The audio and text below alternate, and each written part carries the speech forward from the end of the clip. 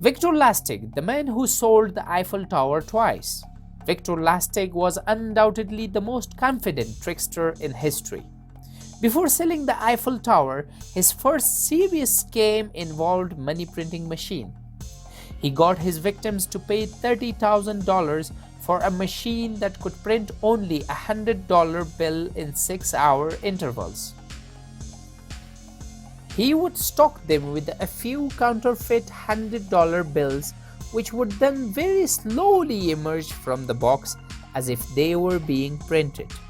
Since it took about 6 hours to print one bill, by the time the stock bills in the box were finished printing, Victor was long gone. It was 1925 and Victor Lustig was sitting in his Paris hotel room reading a newspaper article about the Eiffel Tower. The article said the state was having difficulty finding the money for its upkeep, and the journalist ended by asking whether it might not be better to just sell it. After reading this article, he decided to sell the Eiffel Tower. Never mind that it didn't belong to him. He went right to work. He got some stationery printed that appeared to be from the government department in charge of public buildings. Then he got himself a fake ID. He sent invitations to the top 5 iron salvage companies in Paris, advising them that they had been given the honor of bidding on an important government project. It all looked very official. On the appointed day, the 5 company representatives arrived. Victor gave a convincing presentation in the problems of maintenance and upkeep costs.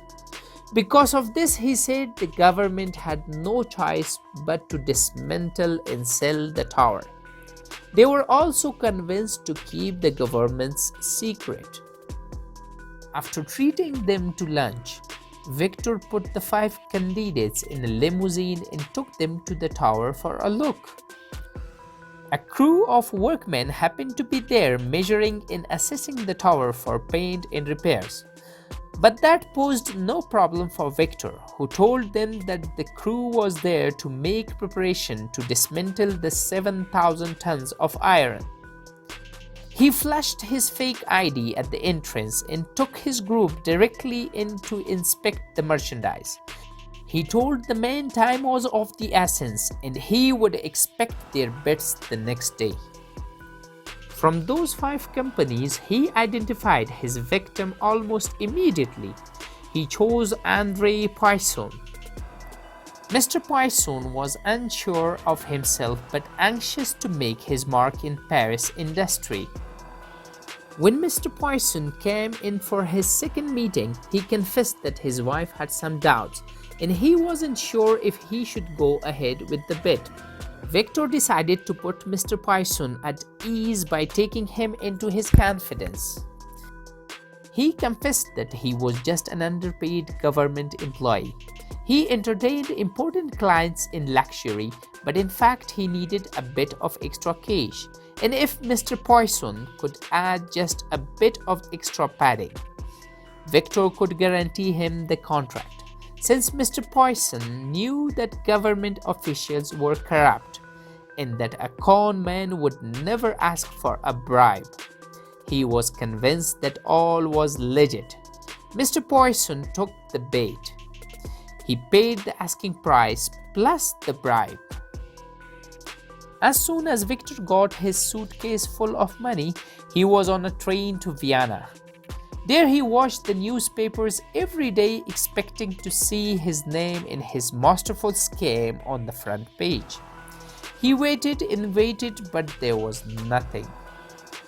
When poor Mr. Poisson had gone to the public building office with his bill of sale to ask when the tower would be dismantled, they laughed him out of the office. He was so embarrassed about being duped and so afraid of ruining his reputation in the city that he didn't mention it to anyone else, not even the police.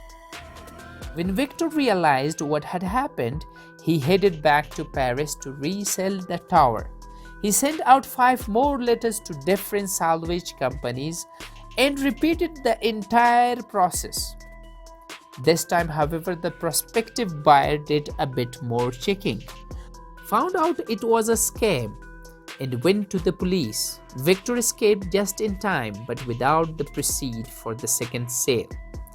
He went to the United States, where he resumed his counterfeiting activities and selling his money printing boxes. But the law eventually caught up with Victor and he was sent to prison. It's said he had a postcard of the Eiffel Tower taped on his cell wall with the words "sold for 100,000 francs" written across it. When Victor died of pneumonia in 1947, his death certificate listed his occupation as a salesman, in tribute to his greatest scam.